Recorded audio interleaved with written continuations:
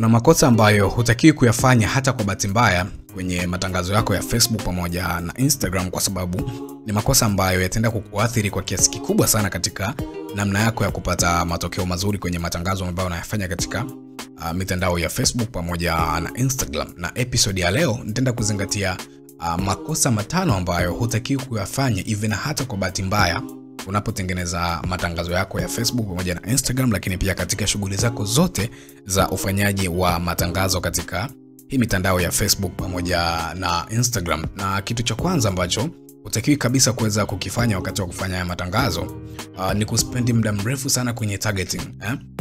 Instagram na Facebook wanajua kabisa kwamba wanatakiwa kulipeleka tangazo kwa watu gani. Instagram na Facebook tayari wanajua wateja wako ni akina nani. Kwa hiyo utakiwi kabisa kuspendi muda mrefu sana kwenye kutafuta ile targeting ambayo itakuwa ni special sana kwako.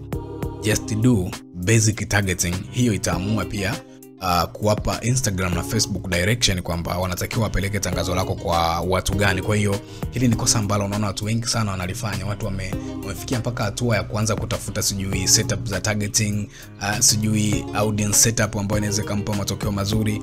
Hamna kitu ambacho kitakupa matokeo kwenye hivyo vyote, kwa sababu Instagram wanajua ukishafanya matangazo mawili matatu wanajua kabisa kwamba wateja wako ni akina nani.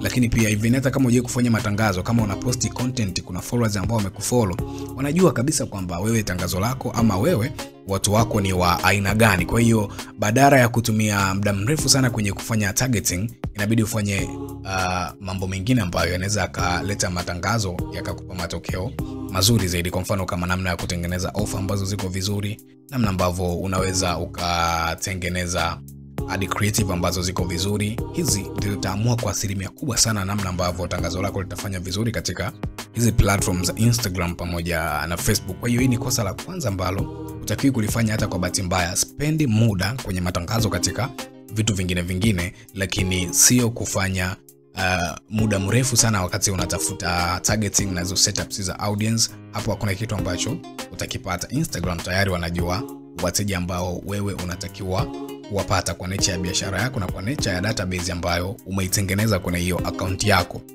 Kosa la pili, usiwahi kutumia hata kwa bahati mbaya matangazo ya posti kama unataka kuuza bidhaa zako. Kama unataka kuongeza tu reach ya posti zako, watu waone wengi, upate likes nyingi, upate comments nyingi, upate followers, it's okay, unaweza kuboost, sina shida na wewe. Lakini kwa mtu ambaye anataka kuuza bidhaa kupitia hilo tangazo, boost sio sehemu ambayo unatakiwa kuifanya hata kwa bahati mbaya. Boost ni sehemu ambayo itakupa matokeo ambayo ni mabaya sana, na matokeo ambayo yatatokana na namna tu ambavyo boost haina vitu vingi ambavyo vitakusaidia wewe kuweza kutengeneza tangazo ambalo litakuwa ni bora, tangazo ambalo litaenda kwa watu ambao kweli unawataka. Ndio Facebook na Instagram wanaweza wakakusaidia kwa namna yake, ambapo mara nyingi wao wanaifanya kwa mara ya kwanza ile siku first time kabisa wakati unaanza kuboost, wanaweza kukusaidia ukapata matokeo mazuri. Lakini the more unavyoendelea ndivyo wanavyokuwa wanakuacha sasa ufanye vitu ambavyo unatakiwa kuvifanya ili upate matokeo mazuri kwenye haya matangazo yako ya Facebook pamoja na Instagram. Kwa hiyo kwa namna yote ile, kama unataka kuuza bidhaa yako, kama unataka kupata watu ambao wako interested na kitu ambacho unataka kukiuza baadaye, ama kitu ambacho unataka kuki-advertise, ushauriwi kabisa kutumia boost. Badala yake tafuta Facebook Ads Manager uweze kufanya matangazo yako katika namna ambayo itakuwa ni bora, namna ambayo itakuwezesha wewe kupata watu ambao kweli wako interested, lakini pia kupata nafasi ya kuweza kulitengeneza tangazo lako katika viwango ambavyo sio rahisi kuweza kupata ile traffic ambayo unaitaga less quality traffic ambayo haiwezi kufanya kitu chochote kwenye matangazo yako. Kwa hiyo badala ya kufocus zaidi na kutafuta matangazo ambayo unatakiwa kuyaboost, focus na kujifunza jinsi ya kutumia Facebook Ads Manager ili uweze kutengeneza matangazo ambayo yatakuwa ni bora, matangazo ambayo yatakupa matokeo mazuri zaidi. Lakini pia kosa la tatu ni kununua followers. Naiona watu wengi sana wanafanya, unadanganywa kwamba itakuongezea uaminifu, kuna namna itakuwekea account yako ikawa vizuri, mtu akiona anashawishika. Guys, achana na hizo shortcut ambazo hazina matokeo yote. Hiyo ni lugha ya kibiashara ambayo inatumiwa ili wewe uweze kushawishika zaidi kununua hizo followers. Lakini ukweli ni kwamba kununua followers kuna hasara kubwa sana katika namna yako ya ufanyaji wa biashara. Kitu cha kwanza ambacho pia utakiharibu kwa asilimia kubwa, ambacho ndio kinaamua pia upate matokeo mazuri ama upate matokeo mabaya, ni database ya account yako. Yani ukiweka yale fake followers, kwa sababu zile ni bots, sio active followers, zile ni bots, ukiziweka kwenye account yako, tayari next time labda ukilana tangazo, Instagram na Facebook wanaanza sasa kuhaso kutafuta watu ambao umeengage nao. Kwa hiyo hao followers ambao wamekufollow huko, sasa hayo mabots pengine sasa ndo watahisi kama hiyo ndo sample yako ambayo inaweza ikanunua hiyo product ambayo unaiadvertise. Kitakachotokea ni kwamba watahangaika sana kwenye kuzitafutia hizo samples. At the end of the day utakuja kukuta kwamba hupati matokeo mazuri, kwa sababu traffic ambayo wanaifikia sio ile ambayo iko serious kweli, iko real, nataka hiyo product yako, ama iko real, inaweza ikawa na uhitaji wa hiyo product kwa sababu tu umeshaharibu database. Lakini ukiwa na wale followers wako hata 2 5 ambao wamekufollow kutokana na kitu ambacho unakifanya, ni rahisi Instagram na Facebook kuwatafuta watu ambao wanaendana na hawa watu, na mwisho wa siku wakakuletea watu ambao kweli wana uwezo wa kuja kununua hiyo product, na mwisho wa siku ukapata matokeo ambayo ni mazuri. Kwa hiyo hawa followers ambao wanakuwa wanauzwa, hizi bots zinaharibu sana database ya account zako, na inavyoharibu database ya account yako ndivyo hivyo pia ambavyo inakuwa na impact the way ambavyo utapata matokeo mazuri kwenye haya matangazo unayokuwa unayafanya. Kwa hiyo kwa namna yote ile usinunue followers hata kidogo. Wekeza kwenye matangazo ya kulipia, wekeza kwenye kutengeneza content. Followers watakuja, na wale followers ambao kweli wana uwezo wa kununua, wanaweza kuengage na wewe, na wana uwezo wa kuimpact biashara yako, ila sio haya mabots ambayo utayaweka tu endelee kukujazia account yako. Na binafsi ndio maana huwa naitaga ni matakataka tu, kwa sababu hayana msaada wowote kwenye hiyo account yako. Na kosa la 4 ni kulan matangazo ya muda mfupi. Unalan matangazo ya siku moja, matangazo ya siku 2.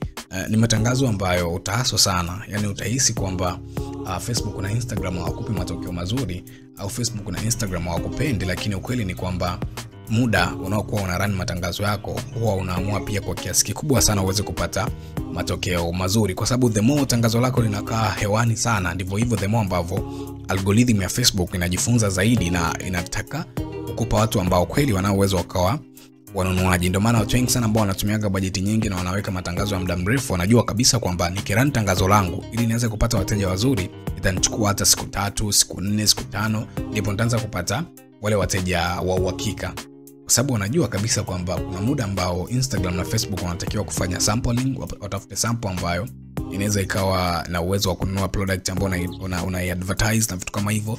Kwa hiyo kwa namna yote ile hakikisha angalau tangazo lako linaanzia siku 7, kwa maana ya wiki. Japo utawakuta walimu wenu wanawaambia kwamba sio tangazo inabidi lisizidi siku 7, tangazo sio inabidi lifanyaje, lakini mimi nakushauri kutokana na experience na kitu ambacho anakifanya, tangazo lako angalau likianzia wiki 1, una nafasi nzuri ya kufanya tangazo ambalo litakuwa ni poa zaidi, tofauti na ukifanya matangazo ya siku 3, siku ngapi. Algorithm haiwezi ikajifunza vya kutosha, na wala Instagram na Facebook hawezi wakafanya sampling mapema sana kiasi hicho, kiasi ambacho wanaweza wakapata wateja wako wa kweli na uweze kupata matokeo mazuri. Kwa hiyo acha kulan matangazo ya muda mfupi, anza kuran matangazo ambayo yana take time, watu waweze kuliangalia tangazo. Instagram na Facebook waweze kuipa algorithm muda pia kuweza kuchambua ile targeting na kuweza kupatia watu ambao kweli watakuja kutake action ambayo wewe unaitaka, kwa maana ya kununua hiyo product ambayo unaitaka. Na kosa kubwa la mwisho ambalo naona watu wengi sana wanalifanya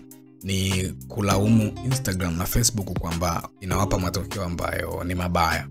Hili ni kosa ambalo unalifanya, na mpaka sasa hivi nikianza kuuliza maswali kwamba wewe unafikiri ni kwa nini Facebook na Instagram hawataki kukupa matokeo mazuri kama ambao unakuwa unayataka, unaweza usiwe na majibu, kwa sababu pengine huenda haujui namna ambavyo matangazo yanafanya kazi, namna ambavyo Facebook na Instagram wanafanya kazi kwa ajili ya kuweza kuhakikisha kwamba wewe unapata matokeo mazuri kwenye hayo matangazo unayokuwa unayafanya kwenye hii mitandao ya Facebook pamoja na Instagram. Lakini ukweli ni kwamba Instagram na Facebook wanakupa kitu ambacho unakitaka. Hawawezi wakakupa kitu tofauti na kile ambacho umekiomba.